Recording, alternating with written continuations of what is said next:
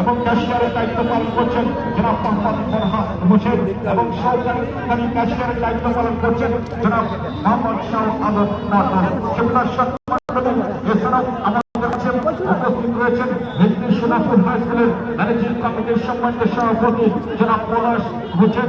সুদর্শন মন্ডলী এছাড়াও উপস্থিত রয়েছেন আমার স্নেহের অধ্যাপক আছেন একজন মানুষ উত্তরাঞ্চল হোসেন মনির এবং মিনাজুর রহমান মনির। সুদর্শন মন্ডলী এছাড়াও আমাদের মাঝে উপস্থিত হয়েছেন যার কথা না বললেই নয় সাইফুল ইসলাম ভূপুর বাজার এবং মিতালি মৎস্য খামারের সেই সাইফুর রহমান, যিনি এই টুর্নামেন্ট পরিচালনার জন্য তিনি বিভিন্নভাবে সহযোগিতা করছেন এবং প্রতিবন্ধীদের সাহায্যের জন্য তিনি কিন্তু এগিয়ে আসছেন। তাকে আমি প্রার্থনা শুভেচ্ছা এবং অভিনন্দন জানাচ্ছি এই সাইফুল ইসলামকে। সুদর্শন মন্ডলী এবং আগেও যেটি বলেছি এই ধরনের মানুষের